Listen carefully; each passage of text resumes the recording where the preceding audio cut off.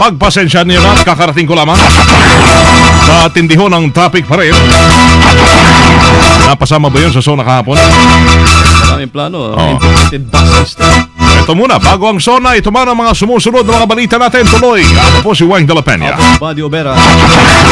Meron pong nangyari, mga kasama, nauwi ho sa madugong eksena yung, salpukan ng mga pulis at militante kahapon sa Commonwealth Avenue, Quezon City. Kaugnay pa rin ng zona na ginawa ng Pangulong Noynoy Aquino. Ayon sa QCPD, umabot sa 21 pulis o CHR at mahigit 10 militante ang sugatan sa protesta, kung saan isa sa mga pulis ang nabasag ho yung nose bridge. Makaraang mahampas ng kahoy ba naman sa mukha. Isang 21 anyos naman na relista ang pumutok yung ulo ng hampasin umano ng transyon ng pulis at kinaladkad din kaya nagkasugat sa braso. Isang Ramon Francisco naman ang inatake sa puso na agad na respondihan naman, habang isang traffic enforcer din ang nadamay sa insidente at isinugod sa ospital. Partikular na rumesponde sa insidente ang Philippine Red Cross Quezon City Chapter para gumutin ng mga sugatang pulis at mga realista. May siyamhong na arestong militante, dalawa sa mga ito ang opisyal ng piston. Kabilang naman sa mga grupong nagprotesta ay ang Agham, Bayan NCR, Kabataan, Migrante at iba pa. Samantala, hindi naman solusyon ang pagpapakamatay dahil mahina ang loob. Yan ang napulot na aral ng isang babae sa kanyang nagpatiwakal na kaibigan matapos po na hindi makapasa sa nursing board licensure exam. Nagulantang si Sarah Jane de Jesus na makita ang biktima si Judeline May Lau na nakabigti sa kanyang kwarto gamit ang kumot sa may Block 2, Lot 8, Phase 4, IPI Village, Pinagsama, Taguig. Halos bumagsak sa kinatatayuan ang naulilang kaibigan dahil alam nitong malalim ang level ng depresyong pinagdaanan ng kanyang BFF dahil hindi ito nakapasa sa Philippine Nursing Licensure Exam ngayong taon. Pwede namang ulitin eh. Walang kamalay-malay ang isa noong isang araw, isang Chinese. Ngayon naman, isang Koreano. Walang kamalay-malay siya habang nasasarapan sa panghihipo.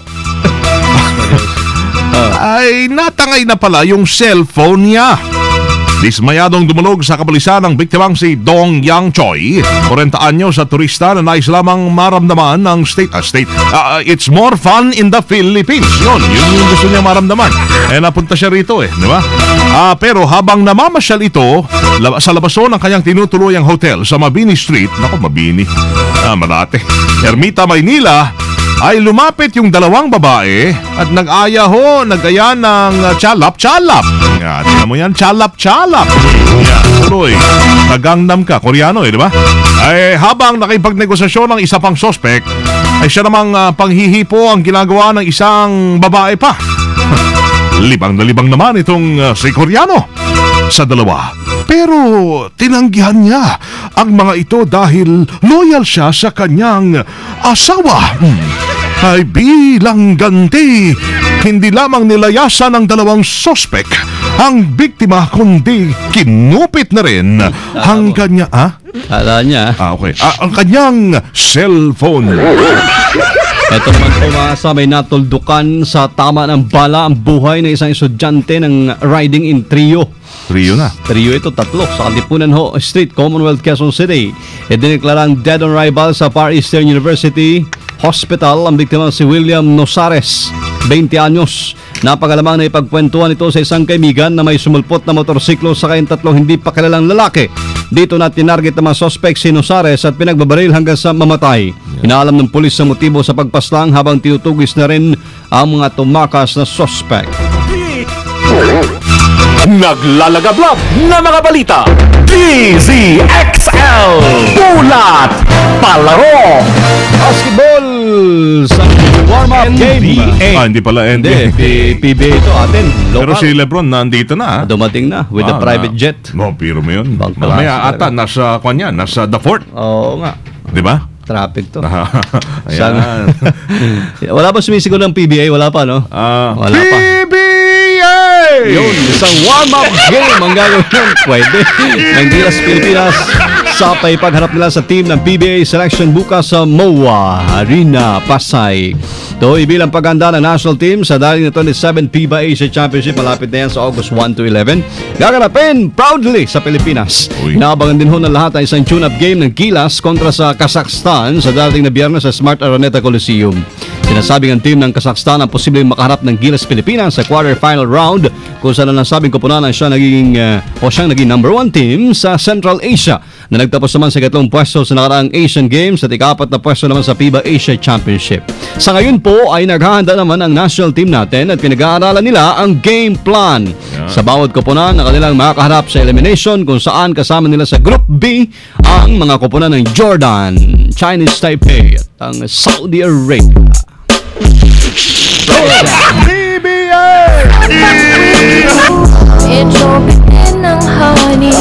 DZXL Showbiz Balita.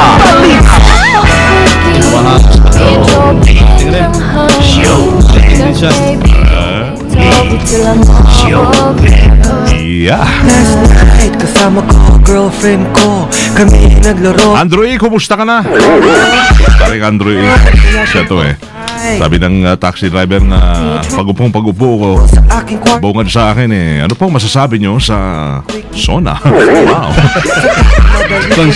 Para akong binakal na eh. Binakal at saka kinamandag pa. O, diba? Tahan ka pa. Minarkahan pa. Markado ka pa. Mario.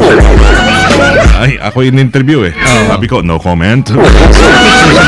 Russell Dassel lang dating, ha? Russell Dassel, oh.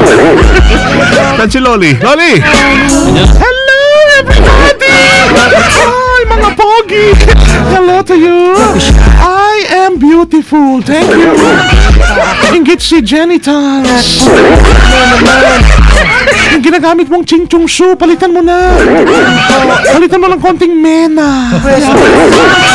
Mga bago na ngayon. Alam mo ma, may glutathione pa. Diba? Ha? At least yung sungsu, si Leo Navarro, San Ing. Hindi pala pwede kasi John Tees. Hindi pala pwede yung mga makeup ay yung kuhan, di ba? Pampa made in China.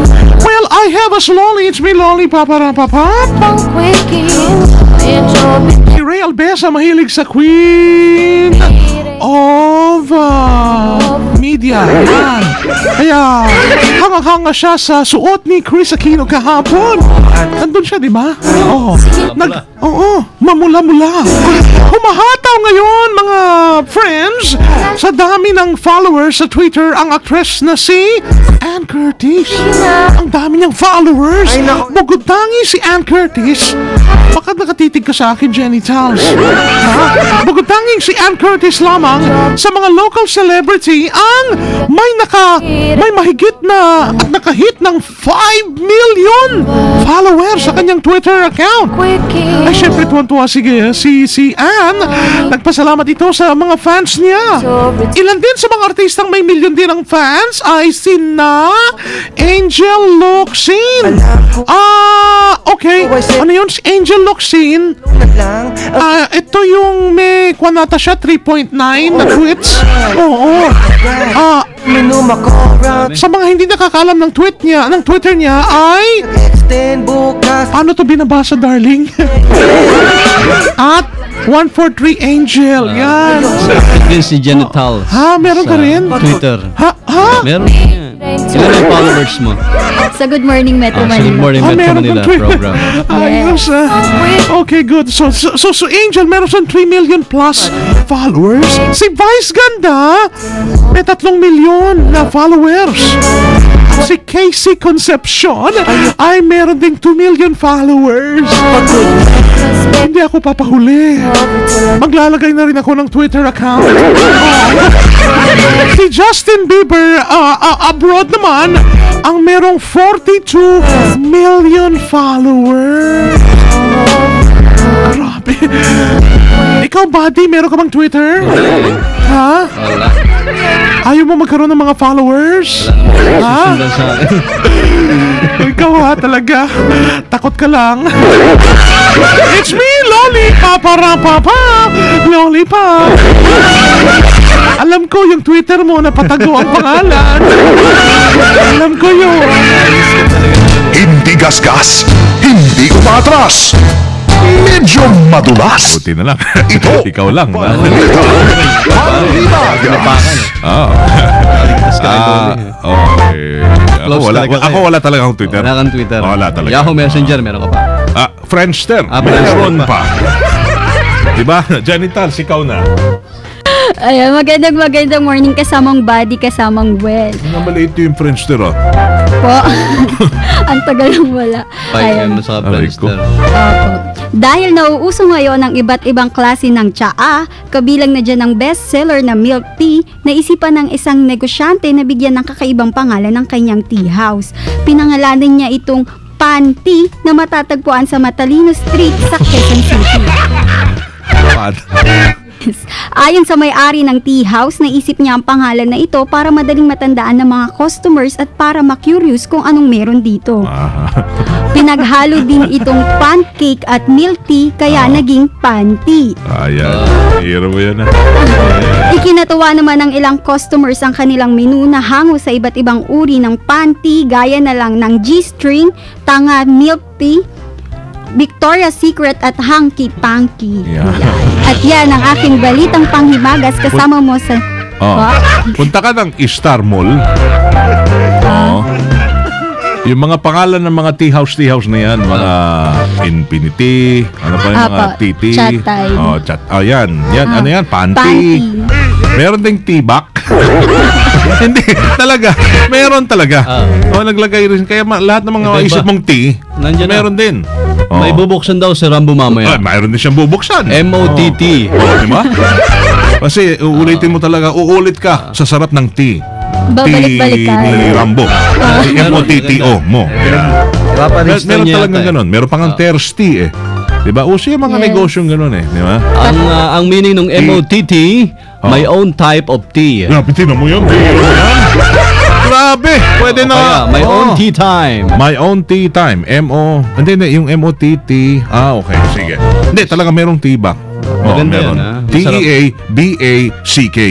Yung nagtitinda, yung isa, T, tomboy, yung isa, B, bakla. Kaya T-back.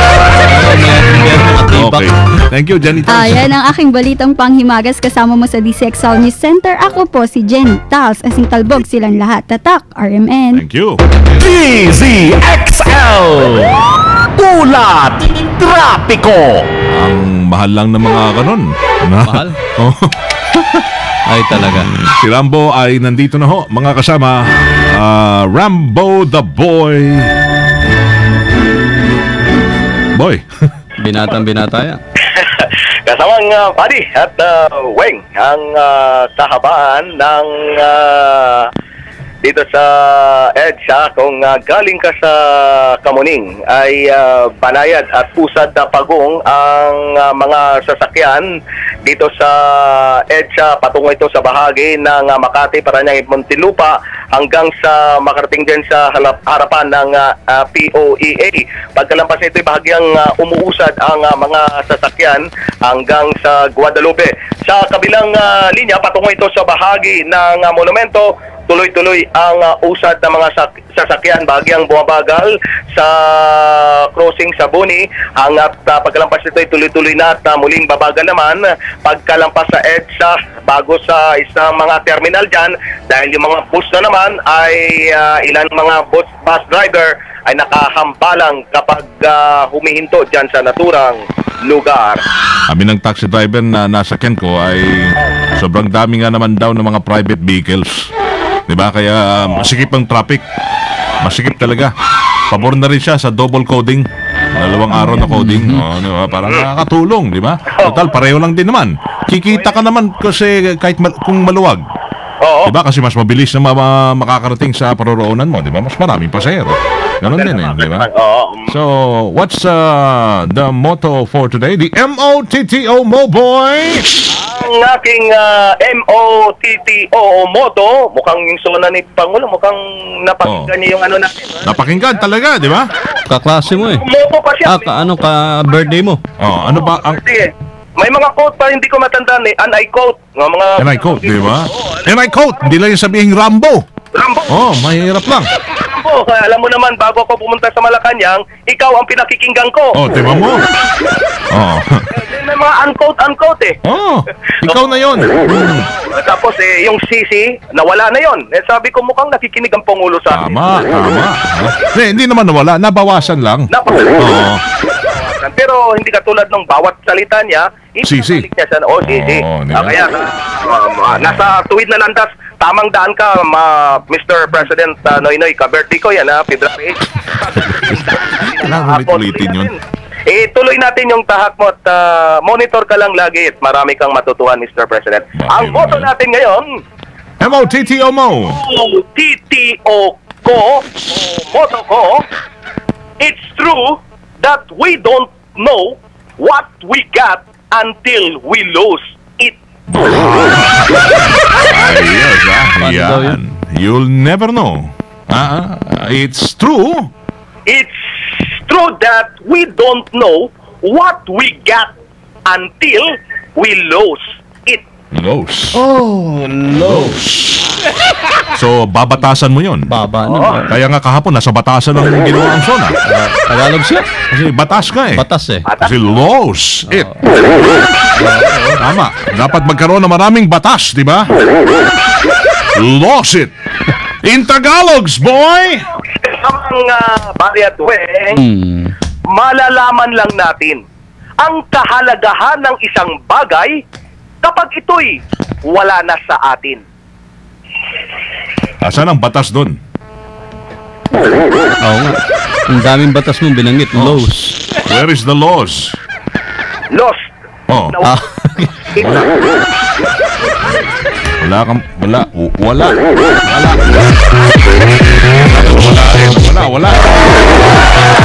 Ay, thank you na lang. Salamat, bye. Salamat kasama nga buddy, kasama mo sa kahaba ng EDSA, Silvestre Labay sa RMN. Wala yung mga chika-chika-chiks niya. Tinago na. Ay, Alesa. Takot rin, ha? Alright. Follow the laws, ha? Okay? Dire-diretso mga naglalagablabo ng mga balitang Tatak RMN. Inyo na pakinggan dito lamang sa DZXL 558. Po umaga ito ng Martes, July 23, 2013. Kasama nyo sa Serbisyo Publiko from the city of Zamboy, Liceres Primo Hermano Weng de la Peña. From the province of Occidental Mindoro, mabuhay. Ako si Buddy Obera.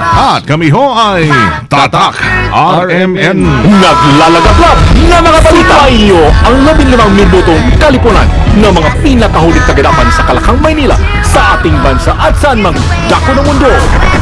Naglalagablab dito lamang sa Unang Pihit, DZXL 558.